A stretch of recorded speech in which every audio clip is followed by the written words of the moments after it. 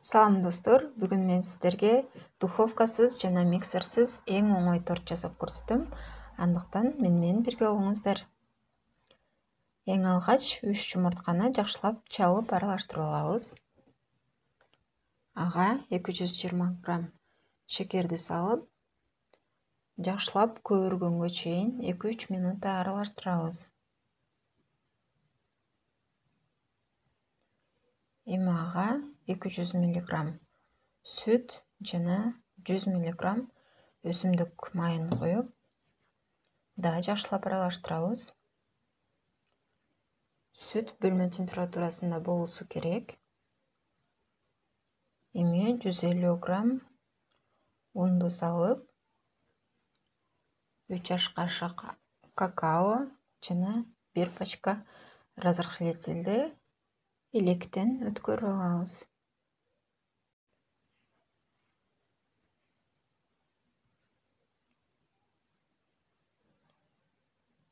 Эми муну жакшылап аралаштырабыз.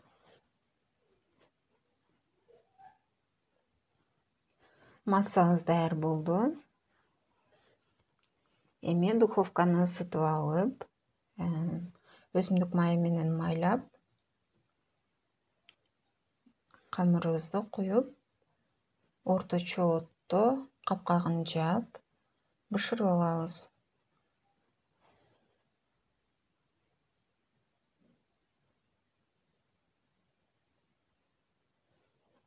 Капкагы улам буланган сайын алып мынтип арчып турушубуз керек.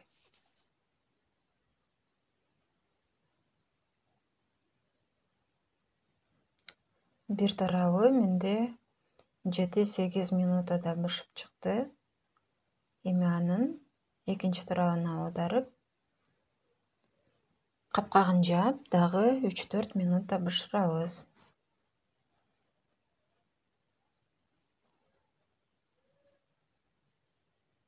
Мынакей биздин коржубуз даяр болду. Ар бир коржду мына ушинтип сковородканы майлап, анан бышырып алабыз. Баары болуп менде 5 корж чыкты. Эми анын үстүн полотенце менен жаап, муздатып алабыз. Эми кремин жасайбыз. Ал үчүн 320 грамм сметанага 7-8 аш кашык сгущенканы кошуп, аралаштырып алабыз.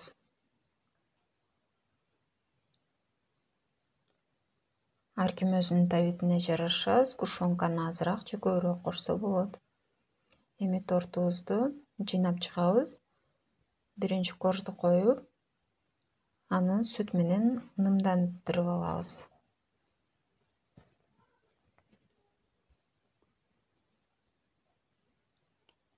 Эми анын үстүнөн 4-5 кашык кремден коюп сүйкөп алабыз.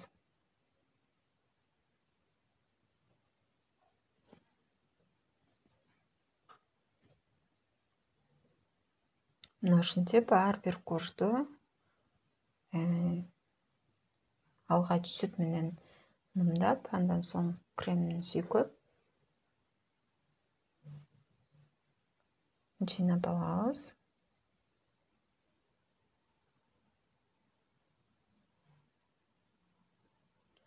Четтерине да крем сүйкөп чыгабыз.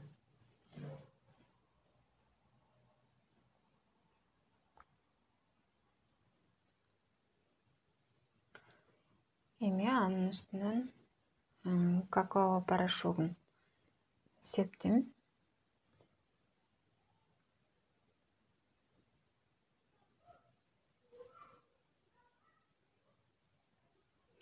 Каалагандай кылып кооздоп алсаңыздар болот.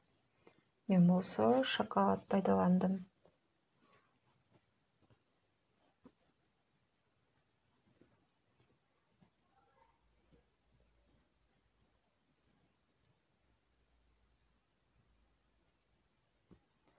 Тортубуз даяр болду. Эми муну 2-3 саатка холодильникке коюп турабыз. Кремдери жакшылап сиңип алышы үчүн. Мынакей даяр болду.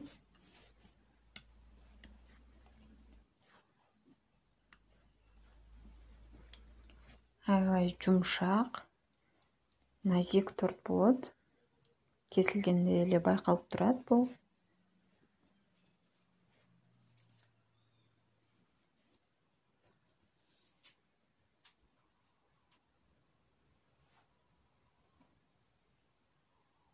Сиздерге да жасап көрүүнү сунуштайм. Видео жаккан болсо лайк басып, жакындарыңыз менен бөлүшүңүз. Биздин каналга катал элек болсоңуздар, катталыңыздар. Кийинки видеолордон көрүшкөнгө чейин саламатта калыңыздар.